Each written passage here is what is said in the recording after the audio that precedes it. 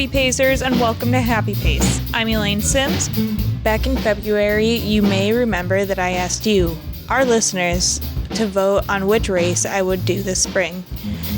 I presented 6 options to our audience members, and the Maple Syrup Fun Run 50K, benefiting the Riverbend Nature Center, ended up winning by only 2 votes. So this sounds near and dear to my heart because I do love maple syrup. It's the Maple Syrup Fun Run. It's based on distance, so I'd do the 50K.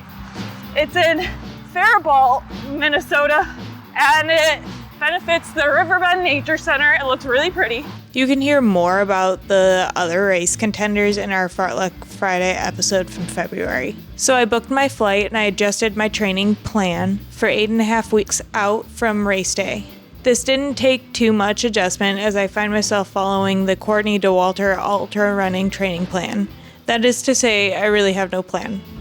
Leading up to race day, I struggled with IT band syndrome and attended PT to assist with strengthening the afflicted areas.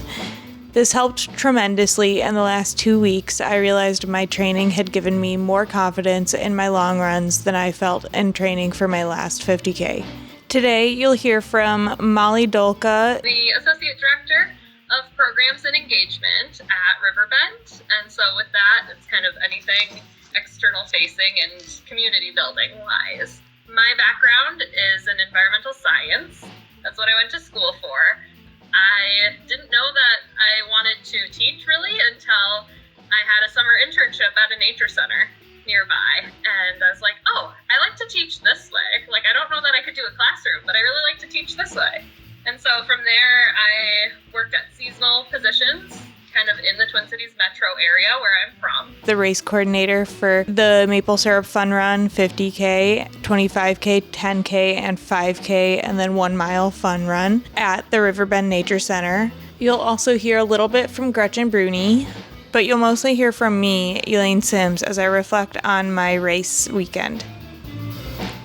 Thank you for listening, and I hope you enjoy this episode of Happy Pace.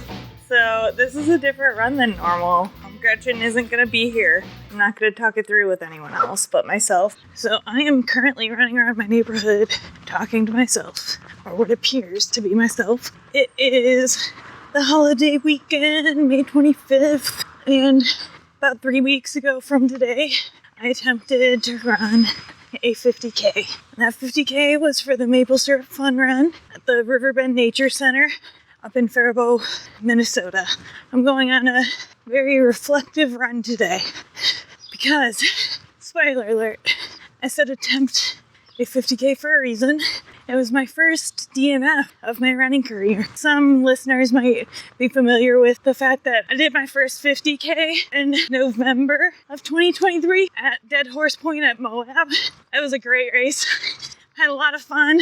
I did that, I think, in 6 hours 50 minutes, 6 hour 40 minutes. Honestly, I don't remember a lot of my times. Mostly I just kind of want to finish a race and feel good about my performance. And almost always, up until 3 weeks ago, I had at least done the first of those 2 things listed. I'd always finished the races. I hadn't always felt great about my performance, but that's the whole part of the journey, that it's not always an upward trajectory. Sometimes it might be flat, sometimes it might be downwards. I feel like, though, this is a very important step for me in my running journey. I'll explain why. First, I'll do an actual race recap. I flew up to Minneapolis on that Friday afternoon, Friday evening before. What I had for food that night, I had fast food, Mickey D's at the airport during my layover. I try not to have fast food unless I'm in an airport or on a road trip. So I went for it. And I was like, okay, perfect. This is for lunch, like a late lunch, basically. That way I won't really have to eat a ton for dinner and wake up feeling all heartburny and bloated. Because, you have a lot at night and it doesn't sit well. I do agree that that's definitely something that I've experienced, and I know doctors recommend you don't eat a big dinner.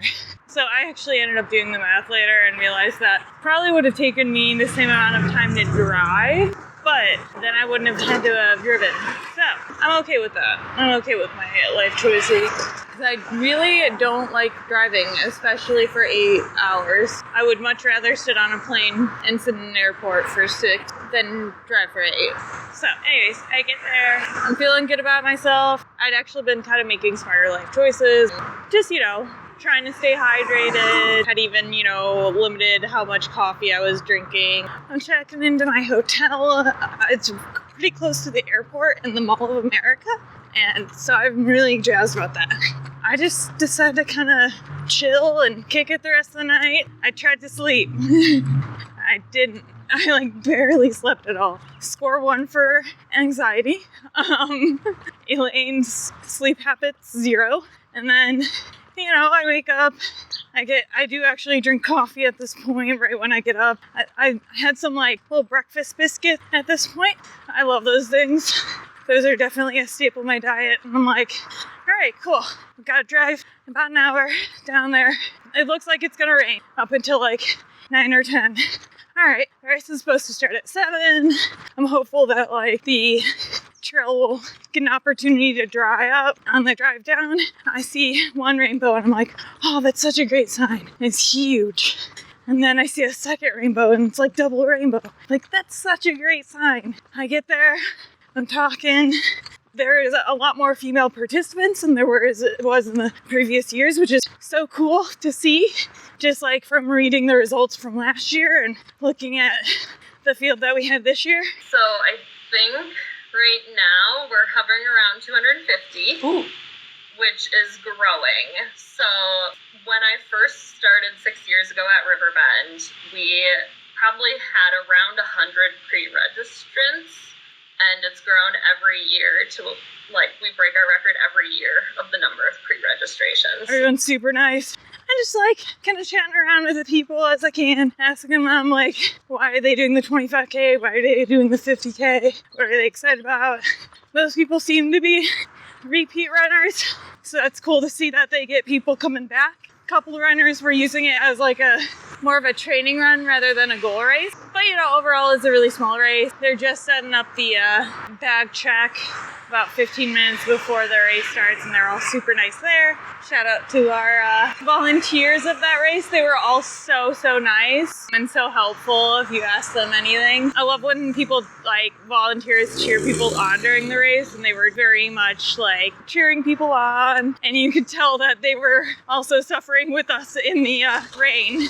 What are some things that really trail runners and hikers should keep in mind when they're enjoying nature?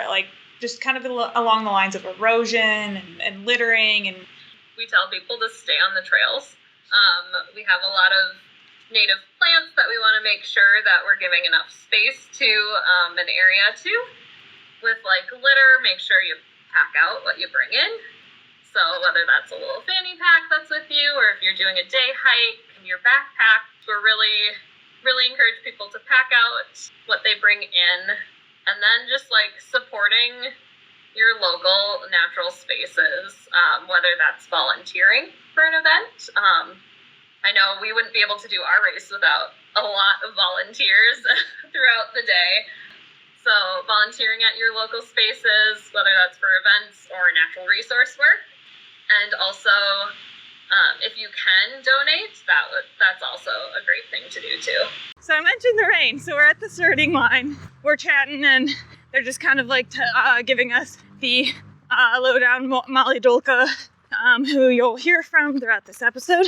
She talks 50Kers do 4 laps, 25Kers do 2 laps. We've got our minds ready. It's 7 o'clock. We've lined up at the starting line, and then they start doing yoga with us, which great idea in theory. I did love it, and it did force me to stretch at the starting line. It's kind of a double-edged sword because it's important, especially when it's raining out, but also it was raining and it was kind of cold, and we were all ready to go. So, loved it, and also wanted to start the race. Starting in a field outside the nature center, you entered the trail onto an asphalt pathway for approximately 2/3 to 3/4 of a mile. 743 acres of land and about 10 miles of trails if you put them end to end. You pass the Big Woods Amphitheater, a stone amphitheater that reminds me of field trips and summer camps back in Ohio. So it's Dakota land, and when Europeans came in and settled in the area, it became the state hospital. The state hospital was for people with different mental and physical abilities. At any given time, there could be 100 to over 2,000 people living there and working there. So it was farmland, and where these people lived, there's some very major trauma associated with that. There's also 2 cemeteries on site as well. So there are some people buried there who had lived at the state hospital. And unless a person told you that, you would never know that.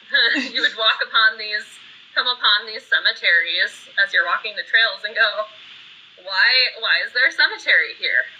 We're working actually on a master interpretive plan to put more signs out telling that story. So that's really exciting. As society has progressed and has turned away from, state hospitals and institutions, people recognized in the community that it was a beautiful natural area. They had been farming part of it, actually. They wanted to preserve that natural space. So a group of citizens came together and decided to keep it and to make it into a nature center. One of the people who's been credited the most with that is Orwin Rustad. You'll probably see that name pop up quite a bit in our history books. So the state sold the land to the city of Faribault for $1. And then we have an operating agreement with the city to operate it as a nonprofit nature center. We are celebrating our 45th anniversary as a nature center officially. Once you enter the Oak Trail, you're surrounded by greenery, tree trunks, and mud. You don't feel too secluded and know that there are friendly runners and course marshals just around the corner. I can see the puddles of water on the asphalt. I'm like, oh, that means things haven't drained yet. And it's gonna continue raining. We get onto the actual, more path trail part. It's really cool, gorgeous. I really wanted to take video of it, but since it was raining, I didn't want to ruin all of my equipment. And it was just a steady rain until about 10:30, maybe 11. It wasn't freezing, but it wasn't warm. It was just kind of it added another challenge. I actually kind of liked it or didn't really mind it. I actually ran the entire race without any headphones. Honestly, it forced me to do that, and I really appreciated that because there are some things where I'm going down the first time and I'm just kind of trying to focus on finding the pathway and finding, following the right signage. That it took a couple times before I could really, even see what was, next to me. Runners definitely should be looking for those wildflowers right now. That's a really big piece of what's happening right now is wildflowers are blooming. The trees won't quite be leafing out, but they'll definitely be green, speckled with green. And then if you're really lucky, you might see some deer, especially on your first lap right away in the morning. We have 13 different rare and endangered species of plants and animals. The one that is best known, most likely, maybe it's just me because I talk about it frequently, is the dwarf trout lily. It is a teeny tiny flower that blooms early in the spring, right about this time of year. It's endemic to this part of Minnesota. So that means it's not found anywhere else in the world. One lap was about 375 feet of elevation, a little less or more than 8 miles. And, honestly, I'm not sure because that first lap kind of screwed me up in terms of getting off path. I couldn't give an accurate read of the mileage, and then it's kind of lost from there. So somewhere between 7.5 and 8 miles. The wooded area continues onto Deer Trail until the trees let up and you catch a glimpse of the railroad on Teepee Tonka Trail. The wooded area continues onto Deer Trail until the trees lit up and you catch a glimpse of the railroad along Teepee Tonka Trail. Here you come across the first water stop. Turning onto the Rabbit Trail, you make your way under the railroad and over 2 bridges. You make a loop at the edge of the park with a little bit of traffic noise coming in. about 1.75 miles in, we all continue going straight when we're supposed to make a left. And we go uphill for about a third of a mile, and then it took us 2 tries before. This was kind of my fault because I was following what was on my watch from previous races that had been posted on Garmin. So at one point, I did take us down the wrong path for like maybe 30 seconds of running, but we ended up running into other people who were lost but had figured out the correct direction to go in. So they halted us before we got too far, because they were not far from us, redirected us. They did get us some like extra mileage, but you know what? We made it all back to the correct trail. I think part of that was that some of the signage was reused from previous and had 10K, 5K on it, and we thought that meant like we would continue the other way, and it was for 10Kers, 5Kers. And then by the second time around, they had someone there directing and navigating and counting all of the people who went past. They were so lovely. Every time you passed a race marshal, they wanted to make sure everyone was accounted for. So they'd record your bib number and cheer you on and do all the fun things while they were getting just absolutely soaked while standing there. I'm someone who, if I have to like sit or stand for a long time in the same place, I get really antsy. And especially if it's cold or rainy, I start getting really antsy about it all. So kudos to all of our volunteers who stuck it out. Once the loop is completed, you return over the second bridge, over 2 more bridges, and start to follow the large wall along the rest of the Teepee Tonka Trail until you enter the Teepee Tonka Tunnel. And then as you're going out to the baseball field, you've hit 2 water stops by this point. They're actually like perfectly like apart. I really appreciated them. And then you hit that water stop. It's kind of in this field. You're on gravel at this point. And then you hit the... It's called Teepee Tonka Tunnel. It's a tunnel that has all these sealed off, like, offshoots to it, and they used it as, like, a cellar and cold storage, because it's kind of in the side of a hill. Now, everything's been closed off, and it's a lit tunnel for the trail, but it's kind of a neat area to see. Really cool history behind it. So. And that tunnel, it's really cool. It's got graffiti all over it now, which I actually particularly love. And then a little bit later, you make it out to this baseball field. You go around, you kind of have to cut back through grass outside the field and through this one pedestrian gate. Get past the baseball field, back into the tunnel, back to our water stop that we hit twice during the lap. For a while, it just tends to start to become like either really muddy or like just kind of like more of a gravelly area. Coming across a waterfall before the third water stop, you are greeted by the main road for a short time, turning onto the Walnut Trail just before the main entrance. It is here where the mud really starts to collect on your trail shoes. So at this point, you see the wall for the detention center again. A little bit more clearly too. That's when it's more of like the field. And then the last like maybe 2 miles, it's like plowing through mud. There are only a few feet of dry trail between swaths of mud. It's a mixture of fields and plains and wooded trail until you return to the starting line. At the end of my first lap, I was greeted by the cheers from 10K participants lighting up for their start. So we get done with the first lap. I'm feeling really good. I'm a few minutes faster than what I want my time to be, which is perfect. So I'd want it to be about somewhere between an hour and a half and an hour 45. And I definitely was doing better than that for that first lap. And then that second lap was nice and dead on. I felt really strong. The mud was getting worse as people were plowing on it. But I was holding out hope that the rain would stop and it would be able to drain some of it. That last 2 miles in the second lap, my shoes really started to not be able to shake off the mud. By the second lap, these last 2 miles are filled with footprints from the 50K, 25K, 10K, and 5K participants. We're at the end of lap 2. It's all muddy.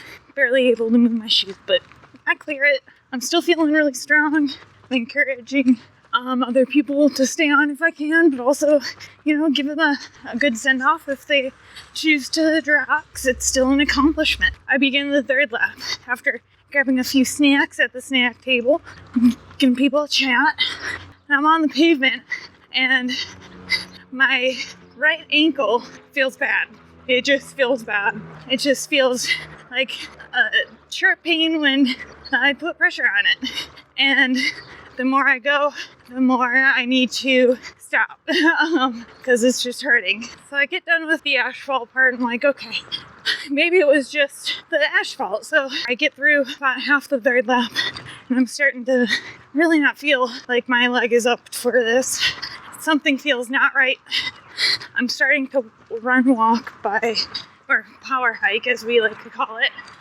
I'm starting to power hike just about right around going out on the tunnel, like on the way to the baseball field a lot more. By the third time around, though, there is a team practicing at the field in the rain. You're confused why someone would decide to be outside exercising in this weather for fun. As I'm going around the baseball field for the third time, it's starting to hit me like a brick wall, and my ankle's really giving out. And basically from that baseball field, it's like, 3.5-ish miles back. So at this point, I'm still moving forward. I only know of one female runner ahead of me in the 50K, and I see the one behind me starting to catch up, and I'm like, okay, I just gotta keep on going.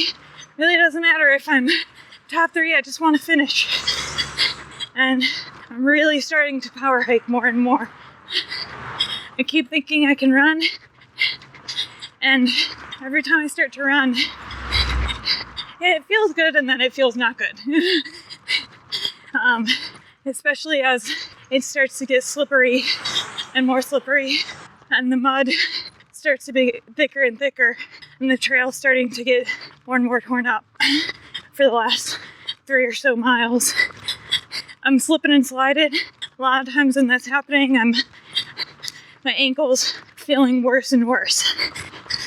And so I make my way to the starting line. I'm determined to finish it. I want that 4th lap. I'm at the table eating snacks, downing M&Ms really, and Gatorade. Because at this point, I hadn't really drank water from my own supply. I had mostly drank water from the water tables and from the Gatorade from the starting line. That's mostly where my calories and my hydration came from that day, which probably contributed to the next part. So after a few minutes of being at the starting line table, talking to the husband of the lady who had just passed me, starting her 4th lap, because he had just finished the 25K and he was really nice. I get as many calories as I can in while he's restocking the table, and then I start that final lap and I hit the asphalt, and it's even worse. So I'm having to walk. I'm like, okay, well, I've got plenty of time. I'll walk the asphalt and then I'll start running on the trail again. Easy peasy. Before I get to the trail, I start getting pretty dizzy. At this point, I'm really not feeling good. I know that there's a lot more mud up ahead. I'm feeling dizzy. My ankle's not feeling right. And I do not want to have a running ending injury. So I'm evaluating as I get to the actual trail. I start running again, and then I start walking because it really wasn't going any better. Look at this. Some people really like it. So I get to, so I'm running on the trail, and then I'm walking, and someone,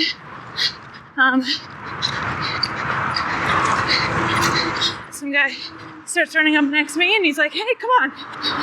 we don't have that much left. Let's run it. Let's get in your pain cave. Which, if you are familiar with trail running community, you know the pain cave.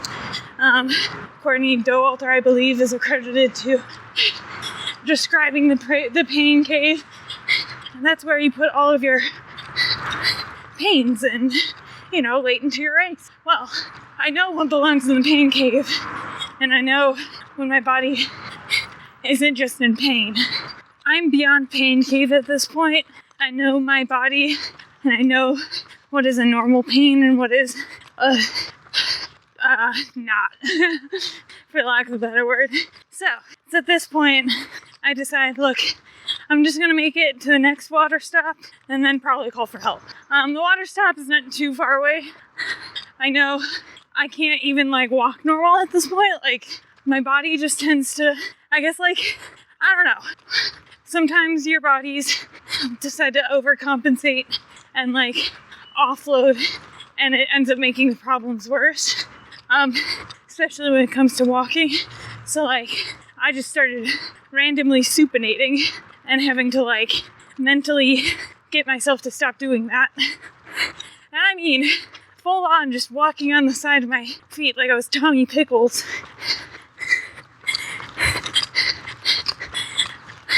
It's at this point, a couple minutes later, I see a couple go-karts coming along the path, and I flag them down and I catch a ride back to the beginning. I ended up hitching a ride back. And not many races do this, but they actually marked me down for the 25K. They asked me if I wanted to either go as a DNF or if I wanted to be counted for the 25K. And I agreed to be the 25K because, you know what, I still had to accomplish it. Well, it's one of the first things in spring that you really get to do outside. And so that really excites people. Usually it's, warming up just enough where it's not super uncomfortable to be outside. And it really brings the community together. We have a lot of sponsors and donors from the city, whether they're businesses or individuals, and they really come together, and it's a nice spring kickoff almost. That's awesome. And it ends in a brunch, so I'm really jazzed about that. Yes, yeah, we have a delicious brunch afterwards, which is pretty unique. So is all of the maple syrup in that brunch from? Is it a lot the trees or the trees aligning it was the raccoon trail? Yeah, yep. So we tap our own maple trees and make our own maple syrup.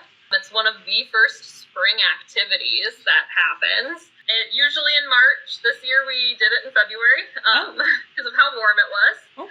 It has to be above 32 degrees in the day and below 32 degrees at night. And that's when the trees start to wake up. And so we make maple syrup. We tap the trees, cook it on a big pan called an evaporator, and then make that syrup and bottle it. We sell it in our shop. And then we also use it for the brunch. So we always set aside some for the brunch. That's awesome. I'm thinking someone's going to need a bottle of that, Elaine. Yeah, I'll bring you one. Don't worry. Have you ever, actually physically tapped it yourself, or? Oh, yeah. Yep. I take groups out all the time to, tap the trees and show them the whole process. Yeah, we do a bunch of public programs during that time frame when we're doing it. So it's a lot of fun. It's one of my favorite programs. Although I could say that about a lot of programs. Oh my goodness, that maple syrup is delicious. It certainly tastes different from the real maple syrup in my hometown, but still very, very good. Gretchen and I will be doing a taste comparison of the two, and we'll report back. So after the race, I did take a nice beat, took a little bit of a shower, and then Rainforest Cafe, baby. I hit up the Mall of America, got very overwhelmed, enjoyed a delicious burger and safari fries. I mean, genuinely, I really enjoyed my food. Got a couple trinkets, and then decided to head in for the night. I grabbed some beer at a store just to kind of have a beer or two while I relaxed. I enjoyed myself the rest of the night. And eventually I flew home the next morning. All in all, not the trip that I envisioned fully, but it feels weird because, like, I just didn't finish the race that I had started. I still haven't. Everyone I spoke to, whether that was over text, over phone, in person, so gosh darn supportive, encouraging. My family was very, very helpful. Shout out to my mom and my aunt for taking my call during the race. Mother, this is not the first time you've received a call from me mid-race, and probably won't be the last. So thank you for that. That following week, I kind of took it easy on all limbs. I did run starting Wednesday, and that was, well, actually, you heard that run with Cassie and Casey. That was actually a really fun run. I didn't feel too much pain at all, but it might have been just a nice distraction with the great company. And then I ran a short trail run on the day after we went on the run with Cassie and Casey. I didn't really have any issues. That Sunday morning, another trail run, that went pretty well. Didn't really have any pain. And then I was feeling pretty confident, so I started to think, plan B.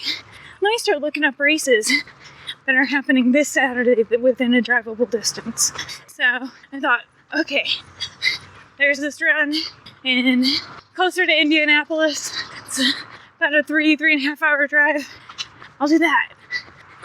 It's a 12-hour endurance run. I'll do that one. That's why the Ozarks so easier to drive to. I just kept changing my mind, but looking at options. And then that Thursday came, and that's when I had a rough night run on my ankle, especially my right ankle and my knee, while I was on the sidewalks. So I was like, okay, I'm still not 100%. And you know what would be even stupider than finishing that first one? Going out for another one without being fully healed and fully strong. I did go on a short hike with one of my friends. It was perfect. On that Saturday instead. Earlier this week, I was like, okay, I'll think of a plan C. And that plan C was another Indiana race, a 6-hour endurance run in Terre Haute. And you know who overslept all of her alarms to leave by 2 a.m.? This girl. So I figured it was fate, and now I'm on plan. Just don't push it, Elaine. You'll get a redemption run soon. Y'all will hear of the trials and tribulations of the next few months as I decide on what will be my next redemption 50K. Will I tell you all that it's coming? Will I pull an Alex Hanold and just wake up one morning and do it without anyone knowing? Will I be able to convince friends to do a 50K on my 30th birthday? Only time will tell. In the meantime, I did register for a half marathon in Italy for November. So get excited for that. I'm really excited. It's in a part of Italy I've been to before, so I have some familiarity with it. So it will have been 8 years since I've been to this place in Italy. I'm really excited to see it again, and in a different time of the year. I've really got a bright future, and I'm glad that I didn't really mess it all up by pushing myself too hard. This morning I was thinking maybe I might just run 50K around Forest Park. And then I just felt like that was more of a punishment than a fun race for me. Like, oh, Elaine, you didn't finish that 50K? Well, now I have to run in 90-degree heat and humidity midday in St. Louis around Forest Park 6 times. Didn't want to do that. So instead, here I am, here you are. I'm almost 8 miles in, and I'm feeling good. And I appreciate you for listening. What resources do you have for visitors? Site rbnc.org is a great resource, and on there you can find the trail map. You can also find an accessibility page, which is a really cool partnership with 2 colleges that are nearby. The students are actually working to survey all of our trails so people know how steep they are, what type of substrates on it, how many benches are on that trail before people go. So they can choose what routes they want to do based on their abilities. What colleges? St. Olaf Okay. and Carleton. So- And actually, Carleton's done a lot of work about our history of the land, and St. Olaf's been doing the accessibility. Thank you to all of my friends and family who supported me along the way, especially to Gretchen and Leah, to the St. Louis running groups I've ran with, to all the runners who supported me on the trails, all of the volunteers and participants. Special thanks to Molly Dulka and the Riverbend Nature Center in Faribault, Minnesota. They were so kind and welcoming, and I'm so glad I was able to see their beautiful grounds and share this race with you all. I will be back, if nothing else, to eat more pancakes and maple syrup.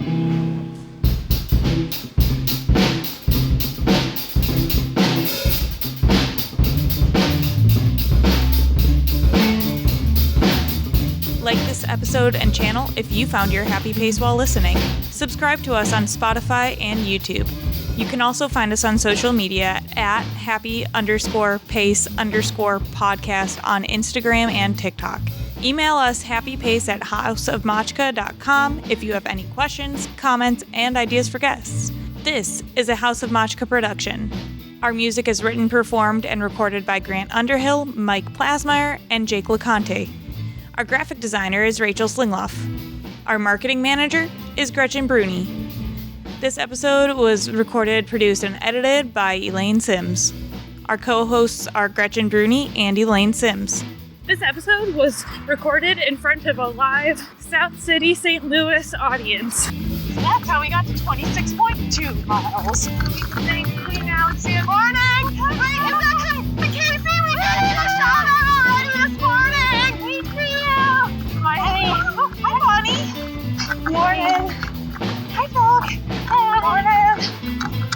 Hi. Morning. Morning. Morning. Morning. Morning. Morning. Morning. Morning.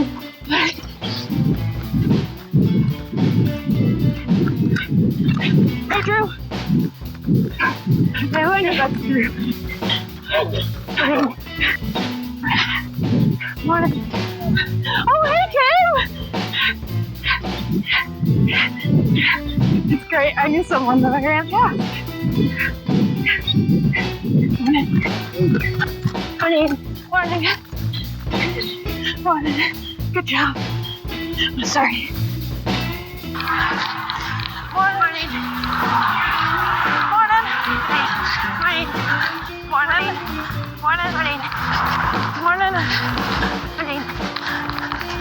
Morning. Morning. Morning. Morning. Morning. Also really need to go to the bathroom. Morning. Morning. Morning. Morning. Morning. Morning. And morning. Morning. It is Betty. Morning. Morning. It's time to get back up and dirty. Hey guys! Hey Luke! It's past some of the big river racing team. That's perfect. That was perfect. Morning. But morning. Morning. Oh, hey Rita! Do you want to be on the podcast? We're recording right now. Elaine is recruiting her next podcast guest. Yeah. It's a good thing I'm smiling. Hi, Haley. Haley, yeah, Haley, yeah. We're on right now. We're recording. Say hi. Hi. Good morning. Morning. Morning. Morning. Morning. Morning. Hi, Sarah. Hi, Lauren. Morning. Morning. Morning. Morning. Sorry. Morning. Morning. Morning. I think. Good morning. Morning. Morning. Morning. Morning.